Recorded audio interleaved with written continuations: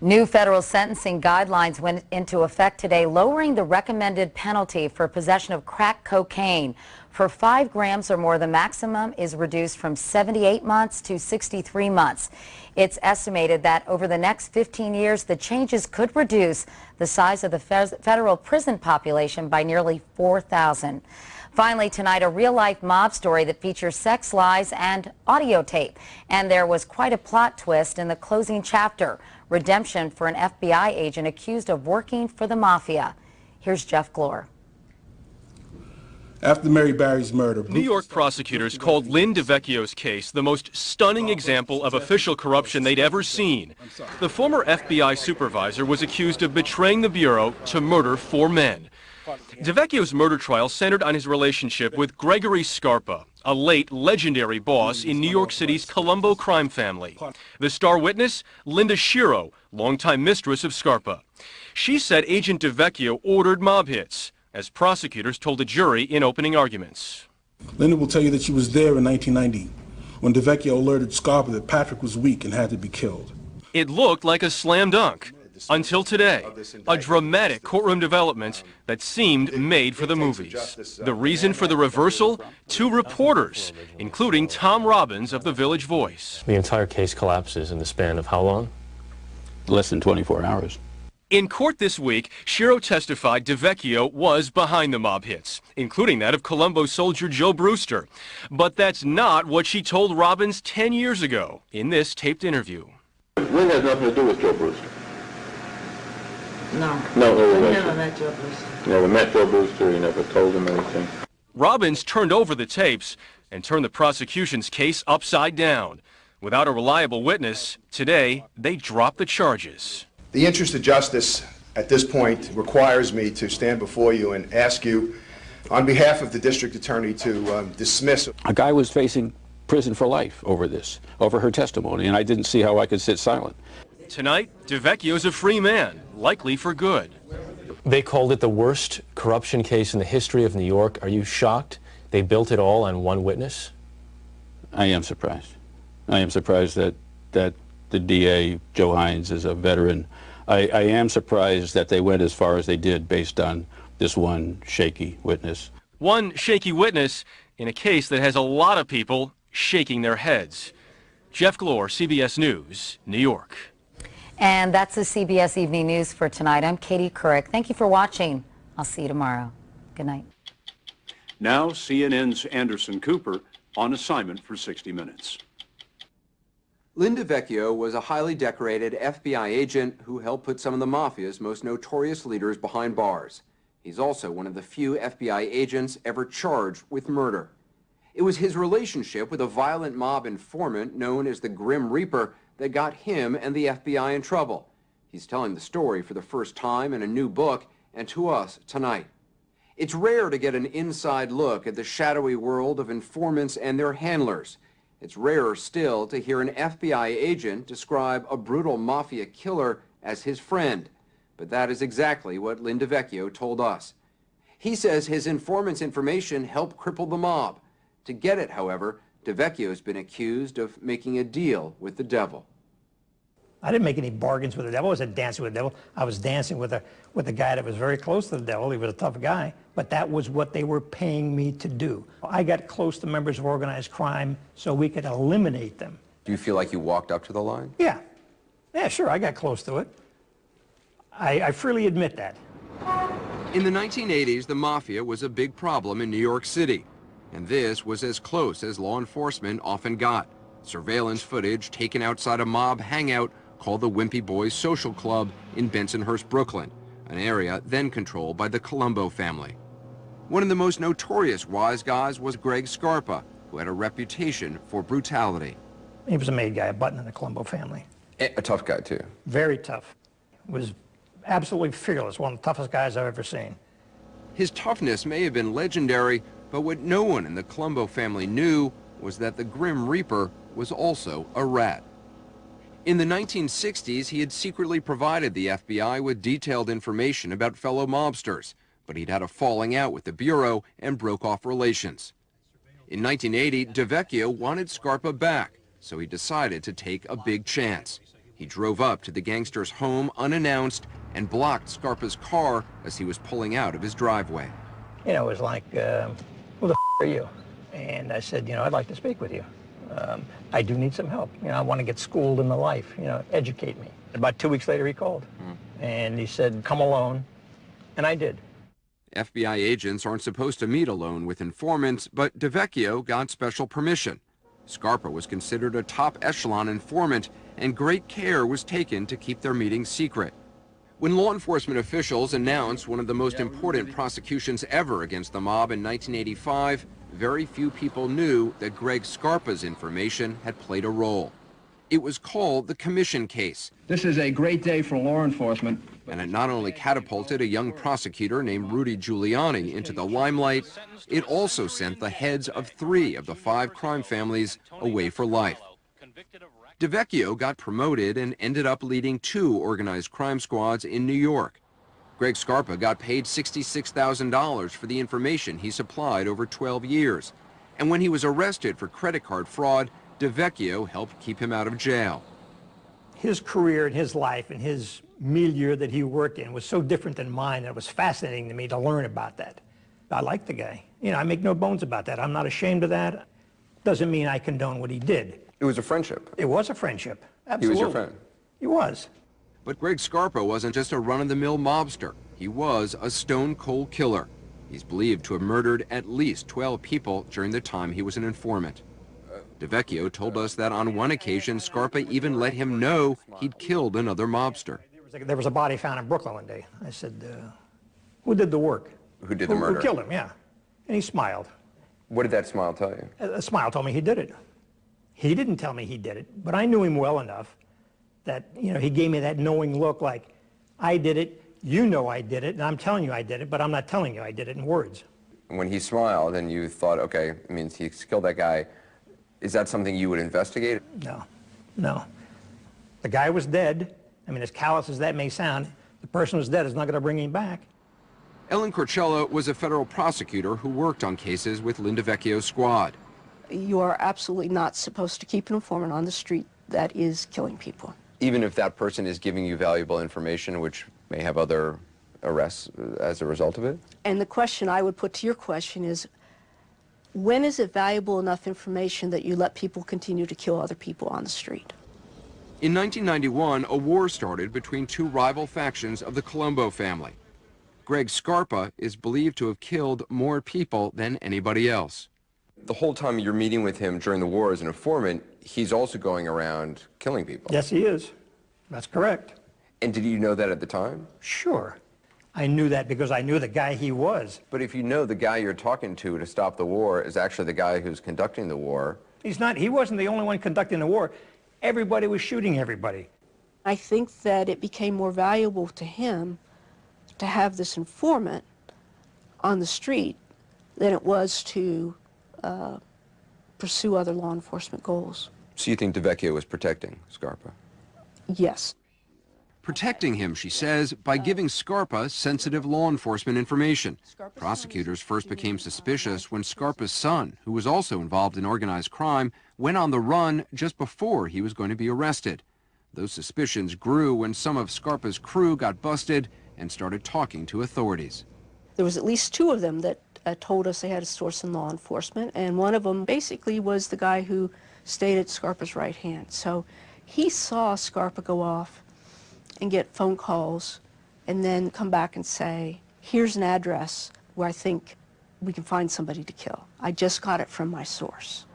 After hearing what Scarpa's associates had to say, 4 FBI agents accused their boss, Lynn DeVecchio, of leaking information to his informant, Greg Scarpa. One of the agents specifically remembered DeVecchio asking for addresses that ended up in Scarpa's hands. And these were no ordinary addresses. They were the suspected hideouts of mobsters Greg Scarpa was trying to kill. Did you ever give Scarpa any law enforcement information? Never. Never. His son disappeared right on the eve of him about to be arrested by the DEA. Did you tip him off for that? No, I did not. I went to him and asked him. I said, you know where he is? He says, I don't know where he is, Lynn. Was he lying to me? Maybe. But he looked me in the eye and said, I don't know where he is, Lynn. The FBI launched an internal investigation of DeVecchio, which went on for years but came up with nothing. In 2006, however, the Brooklyn District Attorney charged DeVecchio with murder, accusing him of telling Scarpa who to kill and where to find them. The Brooklyn District Attorney's case fell apart when a key witness was thoroughly discredited during the trial. Former FBI agents who supported DeVecchio applauded as the charges were dismissed.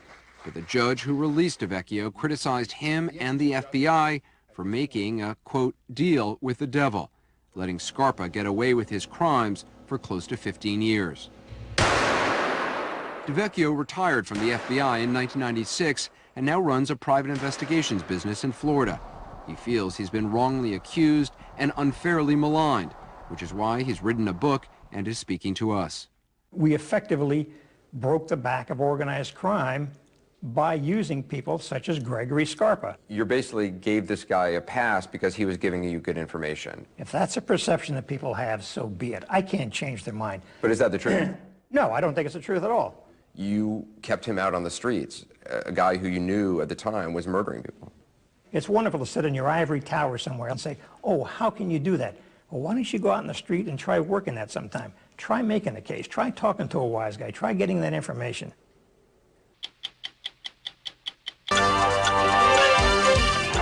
Authorities say Gregory Scarpa made his reputation as a member of a powerful crime family living in the shadow of death and violence.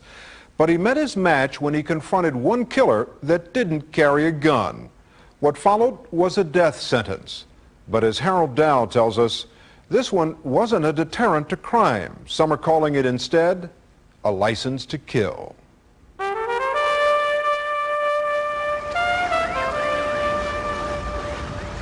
For the last year and a half, there has been a bloody gangland war being fought on the streets of Brooklyn, New York. So far, at least 13 members of the Colombo crime family have been murdered. Another 16 barely escaped with their lives. Law enforcement authorities say the violence began as a power play to replace former Colombo boss Carmine the Snake Persico, who is now serving 100 years in prison. From, I guess, November the 18th until basically early January, there was this shooting war. Charles Hines is Brooklyn's district attorney. I mean, I have no problem letting these folks blow each other away. I think it's good for us ultimately. The problem is, you know, most of them don't get annual firing practice, you know, so when they start shooting at each other, they begin to miss, and they end up killing innocent people. Hines says that when an innocent victim was gunned down last November in what he called a mob-controlled bagel shop, something had to be done. What we did was, on my orders, we served grand jury subpoenas on 41 Colombo associates, capos, and soldiers. It stopped the war because when they're under subpoena, they can't shoot. They all hide, you know. They watch too many, I think, Class C movies. But authorities say there is one man they couldn't stop, a man considered the most feared of Carmine Persico's allies, a man who police say is probably responsible for escalating the Colombo War. His name is Gregory Scarpa, seen here in a 1986 police surveillance tape. Law enforcement sources have identified him over the years as a capo regime, top lieutenant in the Colombo crime family. Police sources claim Scarpa not only directed some of the mob killings, but committed at least 2 of the murders himself. Ordinarily, it'd be very unusual for a capo to shoot. He would have any number of people that he could direct hits. To carry out a shooting? Yes, sure. But it's unusual for a capo to do that. Yeah. And the reason police say this capo began to shoot is even more unusual. For this is what Gregory Scarpa looks like today. His body ravaged by AIDS. His doctors have given him only months to live. This is the hand that was dealt to me. I'll play the hand. If I could outbluff the opponent, which is death, fine. If I can't, I lose the hand. Last summer, Scarpa showed up in a courtroom in Brooklyn, New York, just long enough to receive a cash settlement from the hospital he says gave him an AIDS-infected blood transfusion during an operation for a bleeding ulcer. I think it was about like 5 or 6 donations that were used.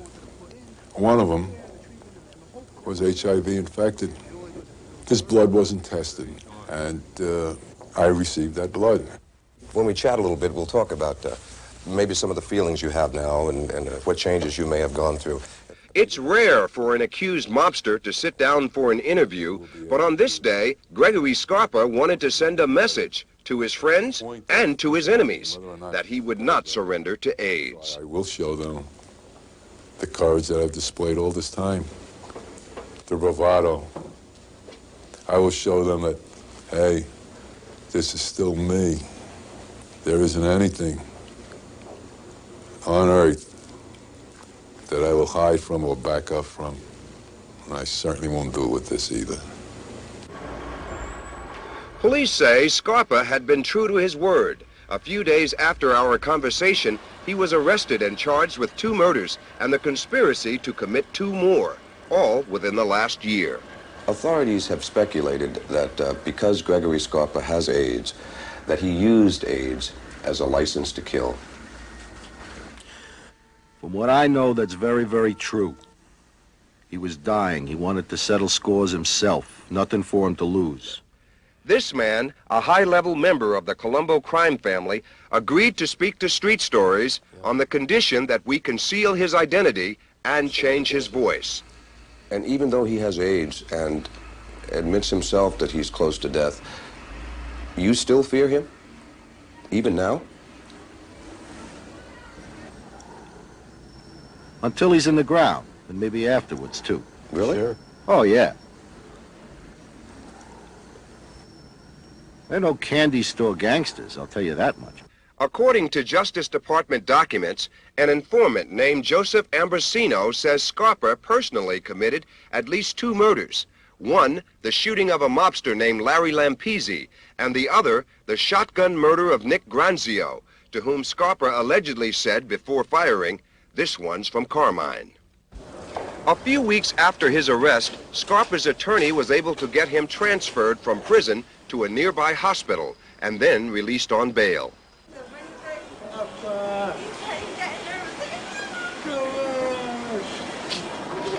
The allegations that were laid out by the informant are total and complete allegations. They're totally and completely false. This fella, Joseph Ambrosini, was a person that I wouldn't even allow myself to talk to. Who is Ambrosino? He worked for Scarpa. Whatever Scarpa told him to do, he would do. They were very close. If he was there, let them charge him with the murders, not me, because I wasn't. Authorities have a theory that Gregory Scarpa got AIDS, and he used AIDS as a license to kill. If I'm to be what they allege me to be, why do I need AIDS to be that way? I could be that way without having AIDS. Today, Gregory Scarpa is under house arrest and under 24-hour surveillance. He's facing 2 murder charges and a death sentence from AIDS. But Scarpa intends to stay tough until the end. It's a killer. No question about it. It's a killer, and I accept it. Maybe I'll get lucky and get a heart attack and not die of the AIDS virus. Heart attack, bango. It's all over. While Gregory Scarpa continues his battle with AIDS, another battle rages. In the last 6 weeks, there have been 6 shootings in what police say is the continuing Colombo crime war.